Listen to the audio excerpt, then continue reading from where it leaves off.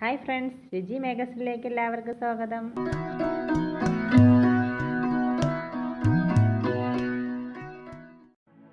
Hello dears, welcome back to our channel. ഇന്ന് ഞാൻ നിങ്ങളുടെ മുന്നിലേക്ക് വന്നിരിക്കുന്നത് സൂപ്പർ ടേസ്റ്റി ആയിട്ടുള്ള സ്റ്റീംലെസ്ഡ് ചിക്കനാണ്. ഇത് തയ്യാറാക്കാനായിട്ട് ഉപയോഗിക്കുന്നത് ഒരു കുക്കറാണ്. വളരെ ഈസി ആയിട്ട് തന്നെ നമുക്ക് ടേസ്റ്റി ആയിട്ട് തയ്യാറാക്കുന്നത് എങ്ങനെയെന്ന് നോക്കാം. അതിനു മുന്നേ എൻ്റെ ഈ ചാനൽ ഒന്ന് സബ്സ്ക്രൈബ് ചെയ്ത് തൊട്ടടുത്ത് കാണുന്ന ബെല്ലൈക്കൺ കൂടി എനേബിൾ ചെയ്ത് അതിൽ കാണുന്ന ഓൾ ഓപ്ഷനും കൂടി ക്ലിക്ക് ചെയ്തേക്കണേ. അപ്പോൾ നമുക്ക് വീഡിയോയിലേക്ക് പോകാം. ഇതിനായി ഞാനിവിടെ എടുത്തിരിക്കുന്നത് 10-12 കൊച്ചുള്ളി, 3 വലിയ തണ്ട് വെളുത്തുള്ളി, 2 വലിയ പീസ് ഇഞ്ചി, കുറച്ച് പുതിനയില, കുറച്ച് കറിവേപ്പില, 3 നാരങ്ങ, 2 ആയാലും മതി. ഇത് പിഴിഞ്ഞെടുക്കാനുള്ളതാണ്. ഇതിന് പകരം നമുക്ക് വിനാഗിരി ചേർത്ത് കൊടുത്താലും മതി. ഇതിൽ നിന്നും പകുതി വെളുത്തുള്ളിയും ഇഞ്ചി എടുത്ത് മിക്സിയിൽ അടിച്ച് പേസ്റ്റ് ആക്കി വെച്ചിട്ടുണ്ട്. ബാക്കി നമുക്കൊന്ന് ചതച്ചെടുക്കാനുള്ളതാണ്. ഇത് നമ്മൾ രണ്ടാക്കി വെക്കുന്നത് പേസ്റ്റ് ആക്കിയത് ചിക്കൻ്റെ പുറത്ത് പുരട്ടി കൊടുക്കാനും ചതയ്ക്കുന്നത് ചിക്കൻ്റെ ഉൾഭാഗത്തേക്കും ഉള്ളതാണ്. കൊച്ചുള്ളി നമ്മൾ മിക്സിയിൽ അടിച്ച് വെച്ചാൽ അതൊരു ചെറിയൊരു കശർപ്പുണ്ടാവും. അതുകൊണ്ടാണ് നമ്മൾ ചതച്ചെടുക്കുന്നത്. നമുക്ക് ഈ ചതച്ച് വെച്ചതെല്ലാം കൂടി ഒരുമിച്ച് മിക്സ് ചെയ്തെടുക്കാം. ഈ കറിവേപ്പിലയും കൂടെ കുറച്ചെടുത്തൊന്ന് ചതച്ച് വെച്ചാൽ ഇതുകൂടെ ഫ്ലേവർ കിട്ടും.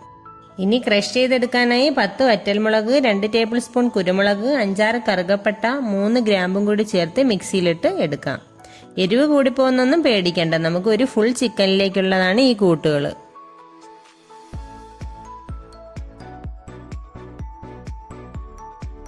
നമുക്ക് ഈ ഒരു പരുവത്തിൽ പൊടിച്ചെടുത്താലും മതി.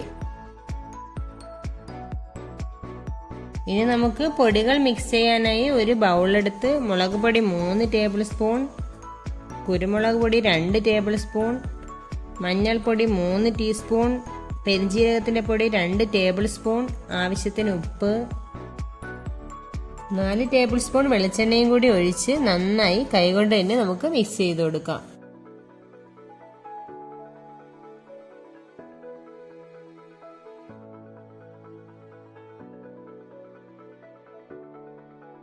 ഇനി നമുക്ക് ചിക്കനിൽ മസാല പുരട്ടാൻ തുടങ്ങാം. അതിനായി നന്നായി വൃത്തിയാക്കിയ ചിക്കൻ ഇതുപോലെ വരഞ്ഞു വെച്ചിട്ടുണ്ട്.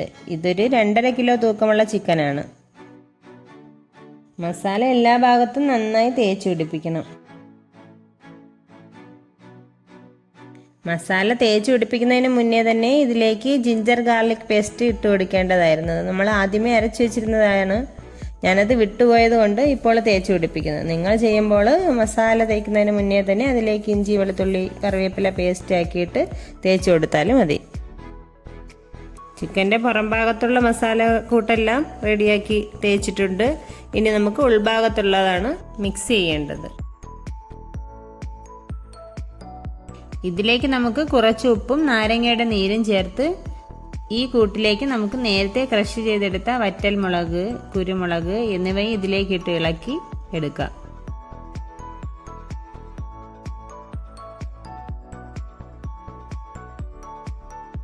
ഇനി ഇതെല്ലാം കൂടി നമുക്ക് ചിക്കൻ്റെ ഉള്ളിലേക്ക് വെച്ചു കൊടുക്കാം.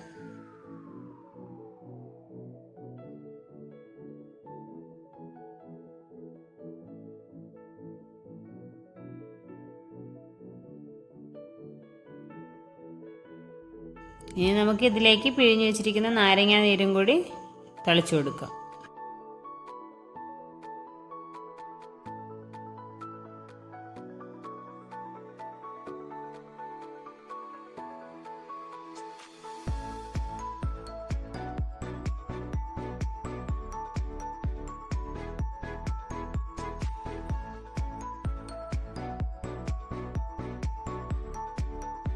ഇനി നമുക്ക് മസാല കൂട്ടുകളൊക്കെ പിടിക്കാനായി 1 അവർ ഫ്രിഡ്ജിലേക്ക് വയ്ക്കാം.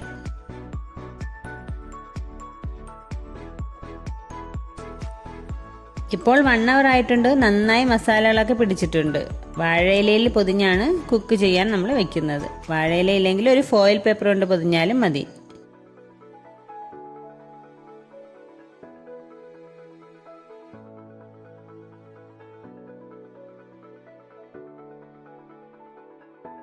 ഇനി ചിക്കൻ്റെ കാലുകൾ പിടിച്ച് ഇതുപോലെ കെട്ടി പൊതിഞ്ഞെടുത്തതിന് ശേഷവും വീഡിയോയിൽ കാണുന്നത് പോലെ തന്നെ ഒരു വാഴവള്ളി കൊണ്ട് കെട്ടേണ്ടതാണ്.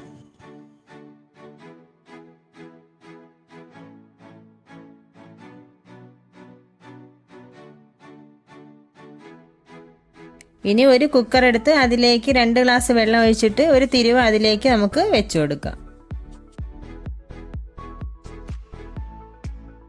ഇനി കുക്കറിൻ്റെ അകത്തിറങ്ങാൻ പാകത്തിലുള്ള മറ്റൊരു പാത്രം എടുത്ത് അതിലേക്കാണ് നമ്മൾ ചിക്കൻ ഇറക്കി വെക്കേണ്ടത്. അതിൽ വെള്ളം ഒഴിക്കേണ്ടത് ഇല്ല. ഞാനിപ്പോൾ ഹൈറ്റുള്ള ഒരു പാത്രമാണ് എടുത്തിരിക്കുന്നത്. ഹൈറ്റ് ഇല്ലാത്ത പാത്രമായാലും പ്രശ്നമൊന്നുമില്ല. ഈ പാത്രം നമുക്കിനി ഈ കുക്കറിനുള്ളിലേക്ക് എടുത്ത് വെച്ചു കൊടുക്കാം. എന്നിട്ട് അടപ്പിട്ട് നന്നായി അടച്ച് 4 വിസിൽ വരുന്നത് വരെ വേവിച്ചെടുക്കാം.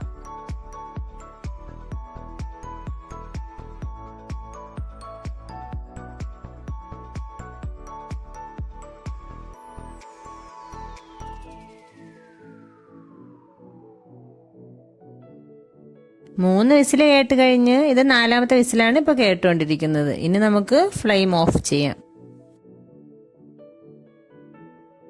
ഇനി ഉള്ളിലെ ആവി നന്നായി മാറിയതിന് ശേഷം നമുക്ക് കുക്കർ തുറന്ന് ചിക്കൻ്റെ അവസ്ഥ എന്താണെന്ന് നോക്കാം. കുക്കർ തുറന്നിട്ടുണ്ട്. ഹായ്, നല്ല മണമൊക്കെ വരുന്നുണ്ട്. നല്ല സൂപ്പർ ആയിട്ടുള്ള മണം തന്നെയാണ്.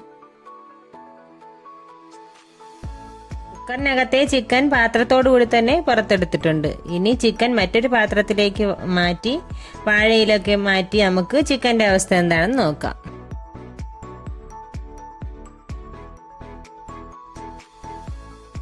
ഹായ്, നല്ല സൂപ്പർ ആയിട്ടുള്ള സ്റ്റീംലെസ്ഡ് ചിക്കൻ പെർഫെക്റ്റ് ആയിട്ട് തന്നെ നമുക്ക് കിട്ടിയിട്ടുണ്ട്.